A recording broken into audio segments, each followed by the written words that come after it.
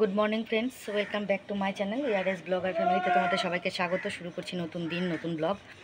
সকাল অনেকক্ষণ হয়ে গেছে, কাজকর্ম সারা হয়ে গেছে, মানে সারাটা জল এসে চলে গেছে।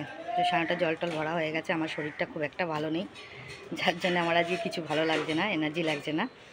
তো চলো ব্লগটা শুরু করলাম, দেখতে থাকো। কতটা কি দেখাতে পারবো আমি কিন্তু বলতে পারছি না, ঠিক আছে? তো চলো দেখতে থাকো। তো বন্ধুরা দেখো, গাছের ফুল তোলা কমপ্লিট হয়ে গেছে। দেখো কত বড় একটা জবা ফুল ফুটেছে, কত সুন্দর লাগছে দেখতে ফুলটা, তাই না? আর বন্ধুরা সাড়ে 12টার জল এসেছিলো, জল এসে জলের কাজ করা কমপ্লিট হয়ে গেছে, কাছাকাছি সব হয়ে গেছে। আজকে মশারিটা কেচেছি, কালকে তো বিছনার চাদরগুলো কেচেছিলাম, আজকে মশারিটা কেচেছি। আজকে অল্প কিছু কেচেছি যেহেতু মশারিটা কাচতে হয়েছে। আর মশারিটা কাচতে গেলে কিন্তু আমি আবার অন্য বেশি কিছু মানে প্রত্যেক দিন এক গাদা গাদা কাচা আমি কাচি না, কেন শরীর পারমিট করে না। আস্তে আস্তে একটু একটু করে কাচবো, তাতেই অনেক আমার। আর এমনিতেই আমার জামা কাপড় পরিষ্কার পরিচ্ছন্নই থাকে, রোজ আমি রেগুলার কাচি বলে, তার জন্য আমার পরিষ্কার পরিচ্ছন্নই থাকে, ঠিক আছে? চলো, আমার জামা কাপড় মেলা কমপ্লিট হয়ে গেল। এবার যাব জামা কাপড়গুলো ভাঁজ করতে। চলে এসেছি জামা কাপড় ভাঁজ করতে। জামা কাপড়গুলো ভাঁজ করে নেব। তার মধ্যে আমি আবার দেখতে পেলাম যে নিচের প্লাস্টিকের মধ্যে অনেকগুলো প্লাস্টিক দিয়ে চাল ছিল, সেই চালগুলো বস্তার মধ্যে ঢালা হয়নি, বুঝতে পেরেছো তো? তাই আবার চালগুলো বস্তার মধ্যে এখন ঢেলে নেব। মানে একটা কাজ করতে করতে আমি আবার আরেকটা কাজের দিকে চলে যাই। এটা হচ্ছে আমার সবথেকে বড় দোষ, দেখেছো? জামা কাপড় গুছাচ্ছিলাম, এটা কমপ্লিট করে ওটা করতে পারতাম। ক্যামেরাটা চলছে, ভুলে গেছিলাম জানো তো ক্যামেরাটা যে অন আছে। মাঝে এটা এখন আমার খুব হচ্ছে, মাথাটা ঠিক ডিস্টার্ব হয়ে গেছে, ঠিকঠাক মতন কাজ হচ্ছে না। তো আবার চলে এসেছি জামা কাপড়গুলো তুলতে। আমি নিজে নিজেই বলছি যে ক্যামেরাটা চলছে, আমি ভুলেই গেছিলাম, দেখেছো? হাসতে হাসতে। তো যাই হোক, জামা কাপড় গোছানো কমপ্লিট হয়ে গেছে। এবার আমি চলে যাব কিন্তু অন্য কাজ করতে, হ্যাঁ? আর বিছানার চাদরগুলো কেচেছিলাম, ওগুলো শুকিয়ে গেছে। তো ওগুলো সব ভাঁজ করে তুলে রাখলাম। বালাপোষ, বালিশের খোল, এই বালাপোষ বলছি কেন, বালিশের খোলগুলো ভাঁজ করে রাখলাম। বিছানার চাদরগুলো সব ভাঁজ করে রাখলাম। তারপরে যা ছিল, ধুতি ছিল, ধুতিটা ভাঁজ করে রাখলাম। সব কিছু ভাঁজ করে রেখে এবার আলনাটা ভালো করে ঢেকে দেবো। আর কি বলো তো, আমার শরীরটা ঠিক ভালো নেই তো, তাই আমার কাজ করার কোনো এনার্জিও নেই, আমার কিছু করতে ভালো লাগছে না। তো যাই হোক, চলো, আলনা গোছানো কমপ্লিট হয়ে গেছে। এবার আমি চলে এসেছি বিছানাটা তুলতে। আর মশারিটা না বাথরুমে ছিল, ভুলে গেছিলাম মশারিটা মেলতে। মনে পড়লো হট করে, আরে মশারিটা তো মেলা হয়নি। তখন আমি বিছনা তুলতে গিয়ে মশারির কথা মনে পড়ে যায়, তারপরে গিয়ে মশারিটা আবার মেলে দিলাম। মশারিটা যেহেতু কেচেছিলাম আজকে, ভুলে গেছিলাম, বাথরুমে জল ঝরাতে দিয়েছিলাম, বুঝেছো তো? তো যাই হোক, চলো, বিছানাটা তুলে নিই আগে। বালাপোষগুলো রোদে দিয়েছিলাম, সেগুলো তুলে নিয়ে এসে রাখলাম। ঘরটা পরিষ্কার করে নিলাম, নিয়ে ভালো করে ঝেড়ে ঝুড়ে বিছানাটা ঝেড়ে নিলাম।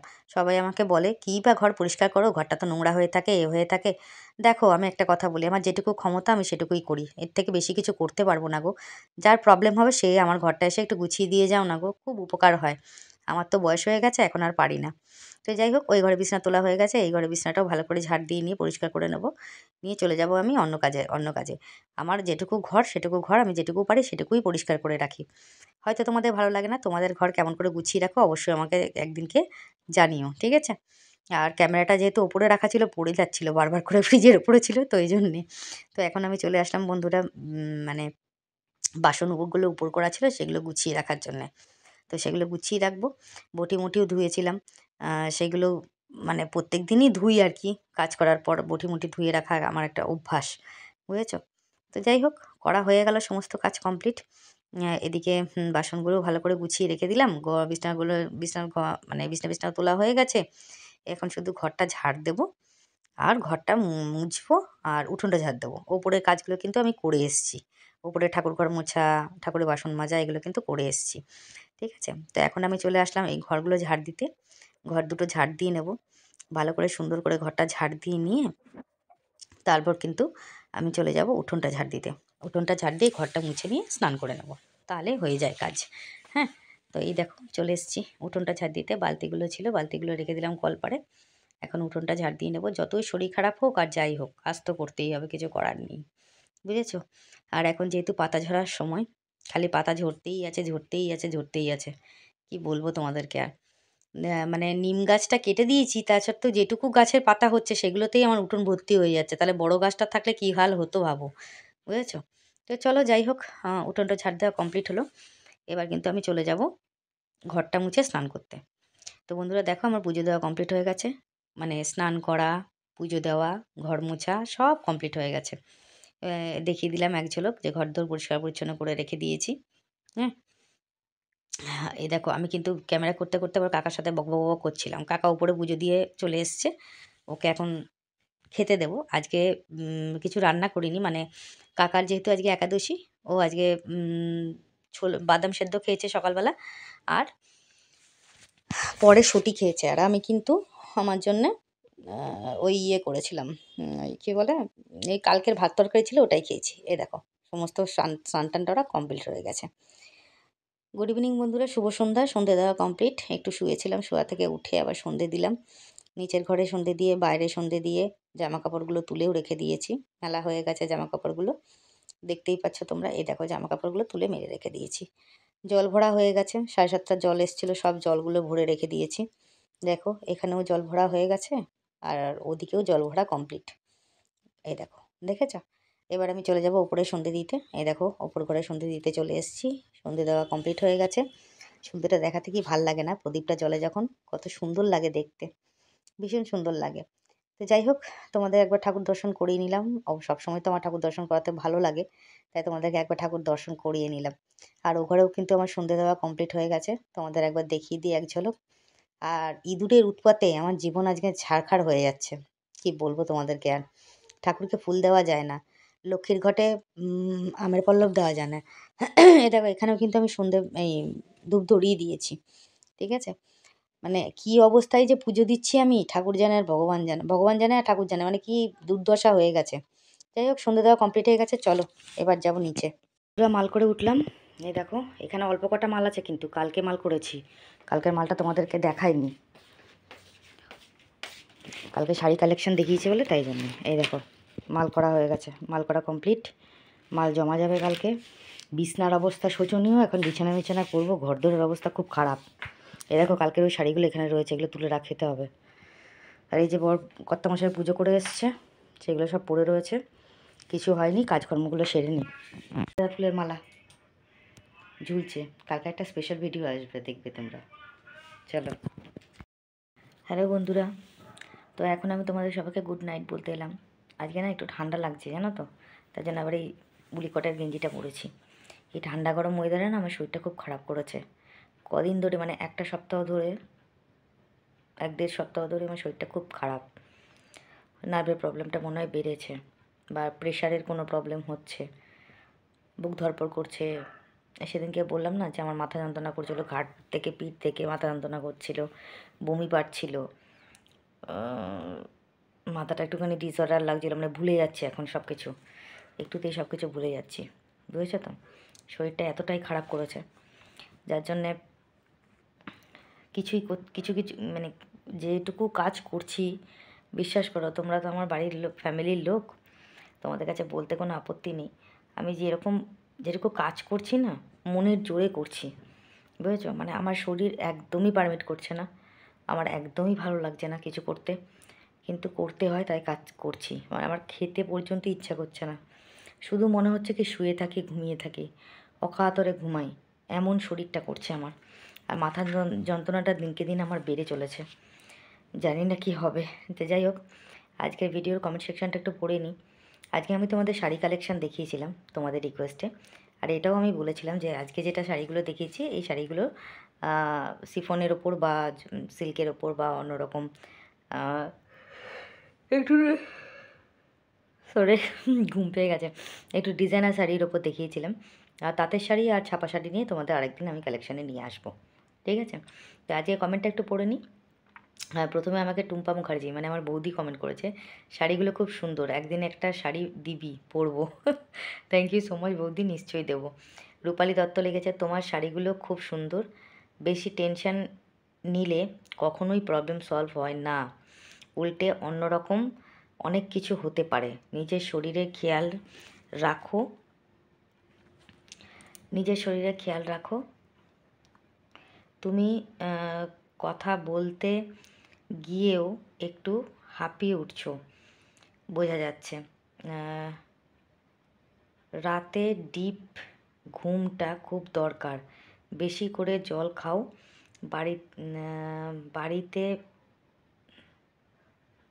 বাইরে দিয়ে হাঁটাহাঁটি করো, পারলে একটু গান শোনো, আর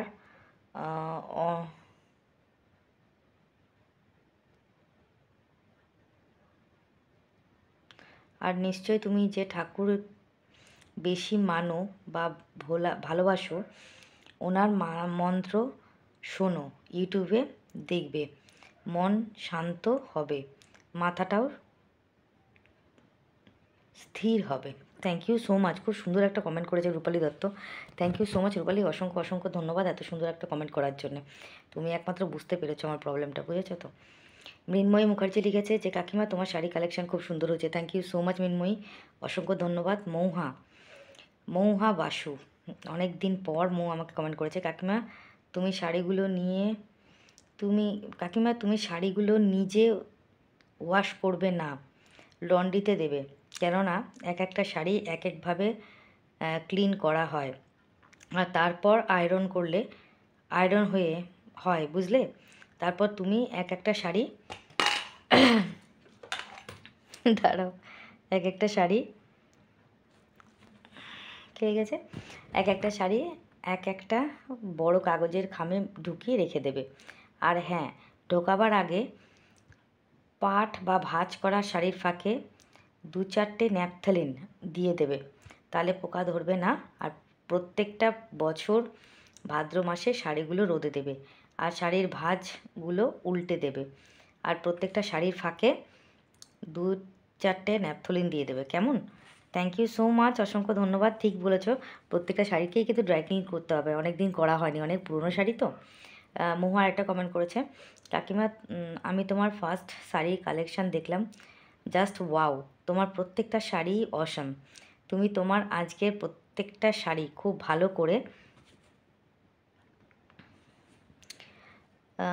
ভালো করে মেনটেন করে রাখবে বুঝলে। থ্যাংক ইউ সো মাচ মহুয়া, অসংখ্য ধন্যবাদ। মহুয়া আরেকটা কমেন্ট করেছে সৃজনেশ্বর কাকিমা শুভ সন্ধ্যা, তুমি আমার তার আগে আরেকটা কমেন্ট করেছে, লিখেছে তোমরা সবাই নিজেদের সবাইকে নিয়ে প্রতি মুহূর্তে খুব ভালো থেকো, সুস্থ থেকো, সাবধানে থেকো, আর অফুরন্ত আনন্দে থেকো, এই প্রার্থনা ঈশ্বরের কাছে রইল। Thank you so much. আর কমেন্ট করেছে সৃজনীশ্বর কাকিমা শুভ সন্ধ্যা, তুমি আমার সশ্রদ্ধা প্রণাম ও অপরন্ত ভালোবাসা নিও।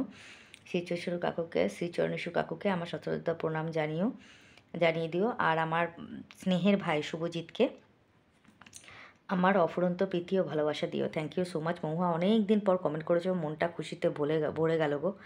এত মিস করি না আমার এই ভিউয়ার্সগুলোকে, ভীষণ মিস করি, খুব মনটা খারাপ করে যখন তোমরা কমেন্ট করো না, মনে হয় বোধহয় আমাকে ভুলে গেছো।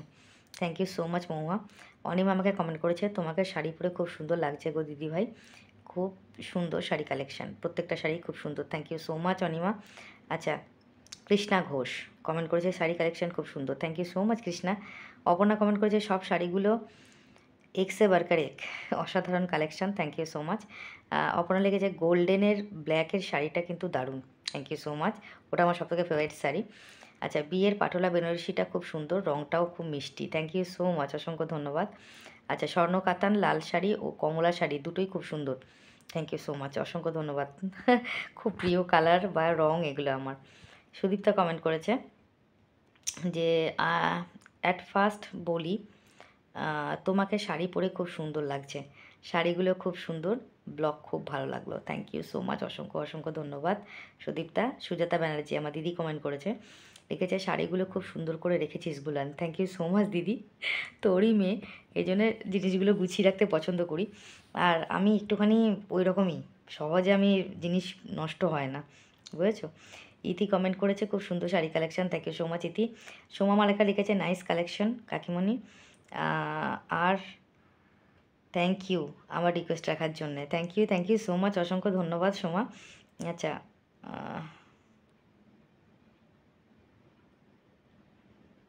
মণিমা নাকি নামটা ঠিক বুঝতে পারছি না।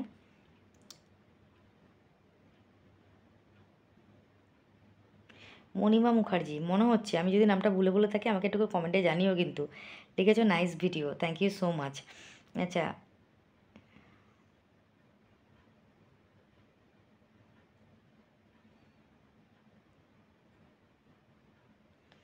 ইরানস লাইফস্টাইল মনে হচ্ছে। আমি নামটা বোধহয় ভুল বললাম কিনা ঠিক বললাম বুঝতে পারছি না। যাই হোক, ও লিখেছে যে শাড়িগুলো খুব সুন্দর হয়েছে, থ্যাংক ইউ সো মাচ, অসংখ্য ধন্যবাদ। আচ্ছা, সমরেশ ভট্টাচার্য, খুব ভালো লাগলো, থ্যাংক ইউ সো মাচ, অসংখ্য ধন্যবাদ। ওনার নাম মনে হয় সমরেশ ভট্টাচার্য বোধহয়। হুম, সমরেশ ভট্টাচার্য।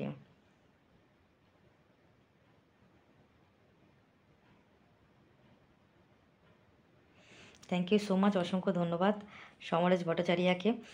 আর এটা মনে হচ্ছে ইরানস লাইফস্টাইল বোধহয় ওনার চ্যানেলের নাম, আমি ঠিক বুঝতে পারলাম না, যদি কোনো ভুল বলে থাকি একটুখানি বলো কিন্তু, হ্যাঁ। আর এনার নামটা মিনা মুখার্জি, ঠিক আছে, মিনা মুখার্জি।